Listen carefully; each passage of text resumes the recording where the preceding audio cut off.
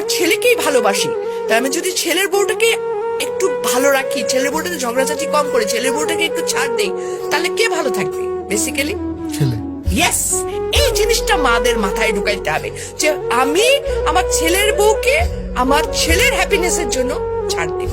সত্যিকার অর্থে যদি আমি বলবো, একটা ছেলের বিয়ে দেওয়ার পর সংসারটাকে হ্যাপি করার ক্ষেত্রে 80% ক্ষেত্রে একটা শাশুড়ির ভূমিকা অনেক, মানে ছেলের মা। ডেফিনেটলি কোনো জায়গায় ছেলে বউ খারাপ আছে, কিন্তু exceptional cannot be an example. বেশিরভাগ শাশুড়ি কিন্তু বেশি আমার দখলদারিত্ব মনোবৃত্তিতে চলে যান।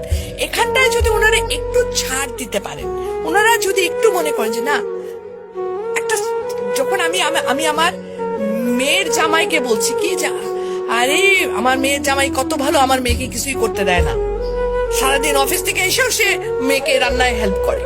আর ছেলের ব্যাপার হলে তখন আমরা বলতো কি ছেলের বউ একে সারাদিন ঘুমায় থেকে আমার পোলা আসে রান্না করে খাওয়ায়। একই মানুষ কিন্তু আমরা দু রকমের মনোবৃত্তিতে যাচ্ছি, তাই না? এই জায়গা থেকে আমাদের মেয়েদের বেরিয়ে আসতে হবে।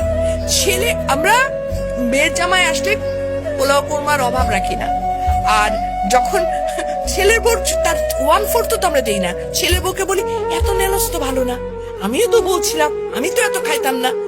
সিরিয়াসলি কিন্তু ইট হ্যাপেন্স। হ্যাঁ, কিন্তু মেয়ের জামার জন্য পোলাও কোরমা কোফতার যদি টাকা না থাকে আমি ঋণ করে নিয়ে এসো খাওয়াবো। রিজনটা কি? রিজনটা আমি চাই আমার মেয়েটা ভালো থাকুক। মেয়ের জামাইকে খাতির করার মেন রিজন কিন্তু আমার মেয়ে ভালো থাকে, আর কিছু না।